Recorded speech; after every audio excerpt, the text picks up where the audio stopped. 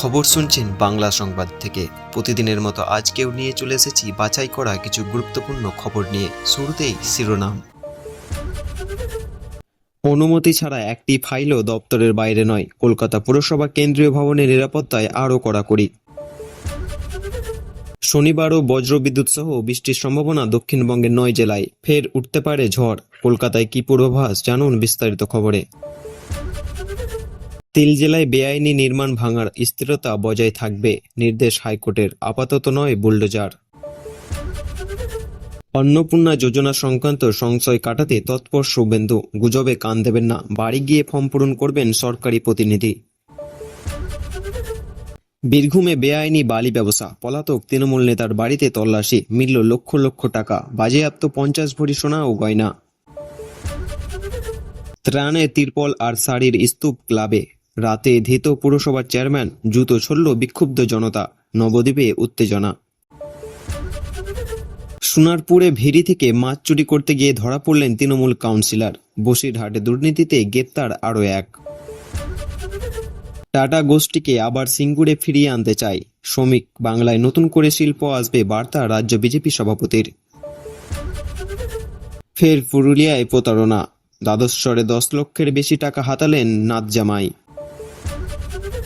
88 kilometre গতিবেগে ঝড় কলকাতায়। রাজ্যে দুর্যোগে মৃত্যু 8 জনের। 4 লক্ষ টাকা করে সাহায্যের ঘোষণা শুভেন্দুর। অবসরপ্রাপ্ত সরকারি কর্মীদের বকেয়া দিয়ে দেওয়া শুরু করল নবান্ন। বাকি কবে পাবেন স্পষ্ট হতে পারে শুভেন্দু বৈঠকে।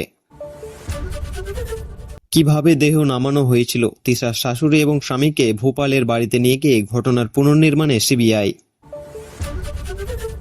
অবরোধে হরমুজেও অবাধে যাতায়াতে ভারতীয় পতাকাবাহী জাহাজের। গোপন কূটনৈতিক কৌশলে সাফল্য নয়াদিল্লির।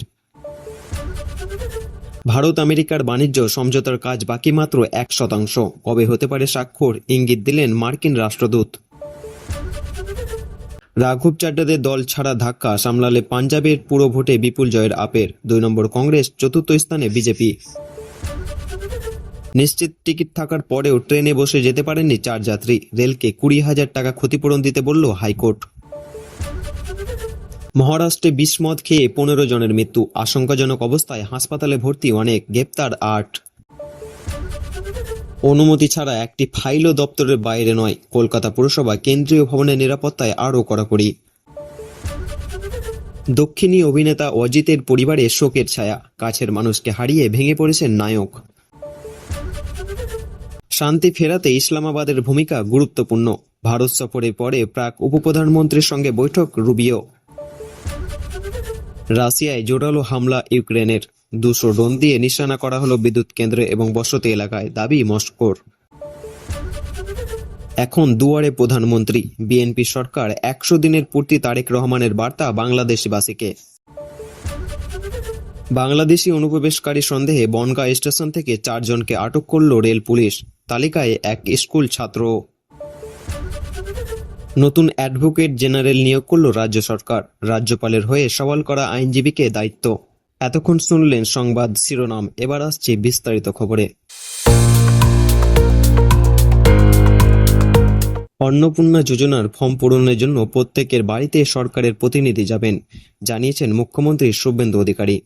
শনিবার সকালে বিধাননগরের হাসপাতালে জ্বরে ও মুখ ক্যান্সারের টিকাকরণ কর্মসূচিতে যোগ দিয়েছিলেন তিনি। সেখান থেকেই ফর্ম ঘিরে তৈরি হওয়া সংশয় দূর করার চেষ্টা করছেন। জানিয়েছেন এই ফর্ম সংক্রান্ত কোনো গুজবে কানের দেওয়ার প্রয়োজন নেই। যোগ্য সকলেই প্রকল্পের টাকা পাবেন।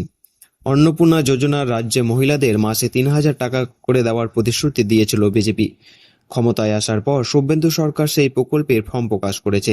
দেখা গিয়েছে 11 পাতা দীর্ঘ একটি ফর্ম দেওয়া হয়েছে। তাতে জমির কাগজপত্র থেকে শুরু করে পরিবারের সকলের ব্যাংকের নথি, যাবতীয় তথ্য চাওয়া হয়েছে। অনেকে দাবি করেছেন এই ফর্মটি জটিল। লক্ষ্মী ভাণ্ডারের মতো সহজে অন্নপূর্ণা যোজনার টাকা পাওয়া যাবে না। এই নিয়ে এক অংশের মধ্যে ক্ষোভ তৈরি হয়েছে। তাদের উদ্দেশ্যে শুভেন্দু শনিবার বলেন, আগামী বুধবার আমরা অন্নপূর্ণা যোজনার প্রথম পর্যায়ের টাকা উপভোক্তাদের ব্যাংকে পাঠাবো।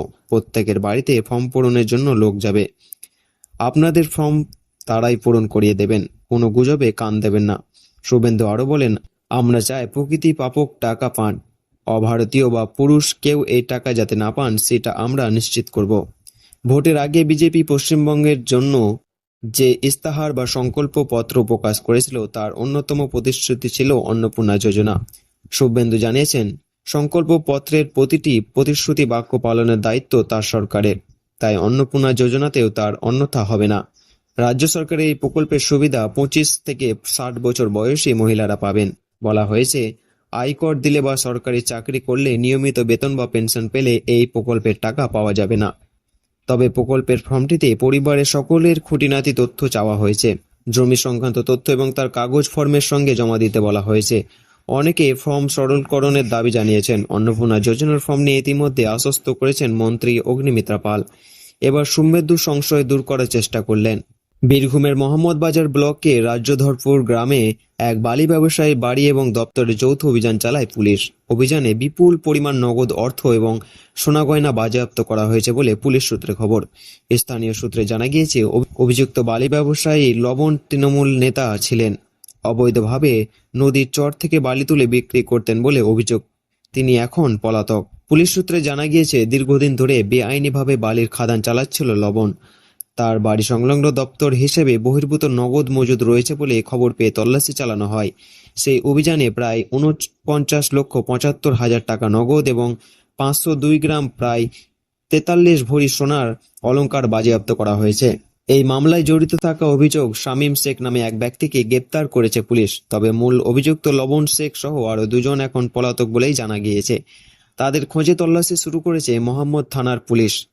শুক্রবার বিকেলে 88 কিলোমিটার বেগে ঝড় বয়ে গিয়েছে কলকাতার উপর দিয়ে। বৃষ্টি আর ঝোড়ো হাওয়ার দাপটে লণ্ডভণ্ড হয়ে গিয়েছে শহর এবং শহরতলি।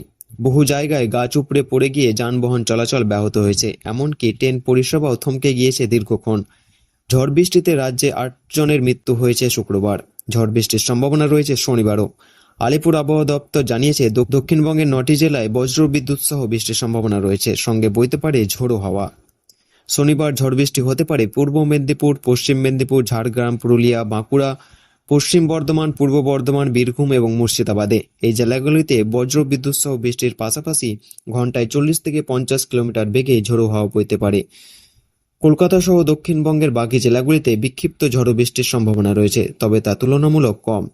তাই আলাদা করে আর কোথাও সতর্কতা জারি করা হয়নি। বিক্ষিপ্তভাবে শহরের কোথাও কোথাও হালকা বৃষ্টি হতে পারে। শুক্রবারে ঝড় বৃষ্টির পর শহরে তাপমাত্রা আগের চেয়ে কমেছে। শনিবার সকালে কলকাতার সর্বনিম্ন তাপমাত্রা ছিল 28.2 ডিগ্রি সেলসিয়াস, যা স্বাভাবিকের চেয়ে 1 ডিগ্রি বেশি। শুক্রবার শহরের সর্বোচ্চ তাপমাত্রা হয়েছিল 34.8 ডিগ্রি সেলসিয়াস, স্বাভাবিকের চেয়ে 0.3 ডিগ্রি কম। আগামী 7 দিন উত্তর বা দক্ষিণবঙ্গের তাপমাত্রা বড় কোনো পরিবর্তনের সম্ভাবনা নেই।